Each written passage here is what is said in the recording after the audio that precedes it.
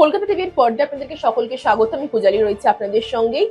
রাজ্যের শুরু হচ্ছে আয়ুষ্মান ভারত প্রকল্প। জানা যাচ্ছে 16ই অগস্ট, যেদিন অন্যান্য বছর যেখানে খেলা দিবস হিসেবে যেটা পালিত হতো, কিন্তু সেখানে কিন্তু এই বিজেপি সরকার আসার পরে কিন্তু সেই খেলা কিন্তু বদলে গেছে। জানা যাচ্ছে আজ থেকেই এই স্বাস্থ্যর কথা মাথায় রেখে কিন্তু মুখ্যমন্ত্রীর তরফ থেকে কিন্তু আজ থেকে শুরু হচ্ছে আয়ুষ্মান ভারতের এই প্রকল্প। জানা যাচ্ছে প্রায় 1,50,00,000 মানুষ কিন্তু পরিবার কিন্তু এই আয়ুষ্মান ভারতের কিন্তু প্রকল্প পাবেন, যেখানে কিন্তু ইতিমধ্যেই 6 কোটি মানুষের এই প্রকল্পের সুবিধা পাবেন বলে আশ্বাস দিয়েছেন মুখ্যমন্ত্রী শুভেন্দু অধিকারীর তরফ থেকে।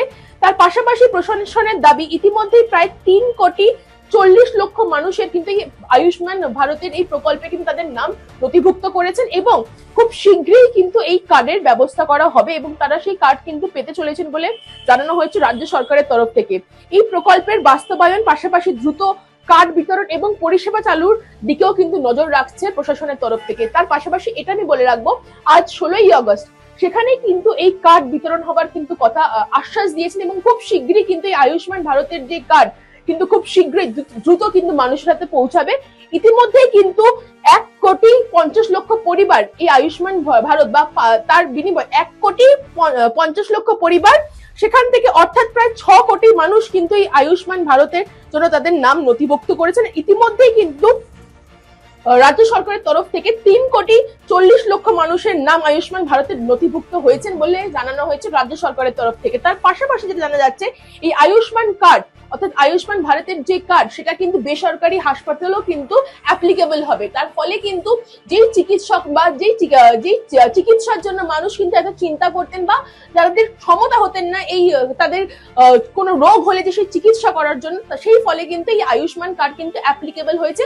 সরকারের সাথে সাথে বেসরকারি হাসপাতালের তরফেও কিন্তু এই আয়ুষ্মান কার্ড অ্যাপ্লিকেবল থাকবে বলে জানানো হয়েছে রাজ্য সরকারের তরফ থেকে। তার পাশাপাশি এটা জানা যাচ্ছে 16ই আগস্ট নেতাজি ইন্ডোর স্টেডিয়ামে এই অনুষ্ঠান আয়োজিত হয়েছে এবং সেখান থেকে দাঁড়িয়ে কিন্তু মাননীয় মুখ্যমন্ত্রী শুভেন্দু অধিকারী কিন্তু এই আশ্বাস দিয়েছেন যে খুব শীঘ্রই আয়ুষ্মান ভারতের যে প্রকল্পের যে কার্ড সেটা খুব শীঘ্রই দ্রুত মানুষের কাছে পৌঁছাবে, যেখানে অলরেডি কিন্তু 3 কোটি মানুষের নাম নয়, 5 কোটির ওপরে কিন্তু মানুষের নাম নথিভুক্ত হয়েছে। ইতিমধ্যে কিন্তু 3 কোটি নাম এখন অব্দি রেজিস্ট্রেটেড খাতায় পড়েছে বলে জানানো হয়েছে রাজ্য সরকারের তরফ থেকে।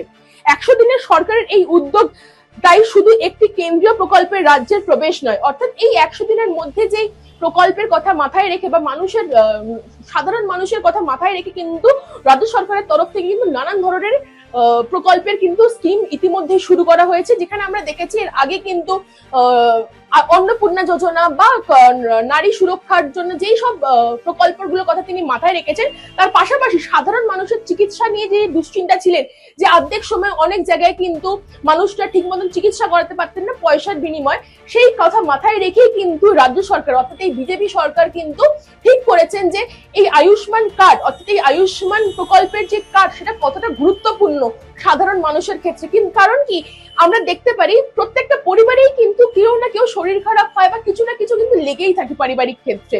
তার ফলেই কিন্তু এই মানুষের কথা, সাধারণ মানুষের কথা মাথায় রেখে এই প্রকল্পের কিন্তু উদ্যোগ নিয়েছেন এবং মাননীয় মুখ্যমন্ত্রী শুভেন্দু অধিকারী কিন্তু জানিয়েছেন খুব শীঘ্রই এই আয়ুষ্মান ভারতের এই কার্ড তারা খুব শীঘ্রই রেজিস্টার করবেন এবং খুব শীঘ্রই তারা কিন্তু এই কার্ড সাধারণ মানুষের হাতে পৌঁছে দেবেন। এবং তার পাশাপাশি আরেকবার আমি বলে রাখবো এই কথাটা যে আয়ুষ্মান ভারতের যে কার্ড সেই প্রকল্পের কার্ড কিন্তু সরকারের সাথে সাথে বেসরকারি হাসপাতালেও কিন্তু অ্যাপ্লিকেবল থাকবে বলে জানানো হয়েছে বিজেপি সরকারের তরফ থেকে। অর্থাৎ যদি কোনোদিন কারোর শরীর খারাপ হয় সেই নিয়ে কিন্তু দুশ্চিন্তা অনেকটাই কমিয়ে দেওয়া হয়েছে এবং তাদের কথা মাথায় রেখে কিন্তু এই আয়ুষ্মান ভারতের এই প্রকল্পের এই উদ্যোগ কিন্তু নেওয়া হয়েছে রাজ্য সরকারের তরফ থেকে। এই তথ্য জানতে বা অন্যান্য খবরের আপডেট জানতে চোখ রাখুন কলকাতা টিভির পর্দায় রাত দিন 7 দিন।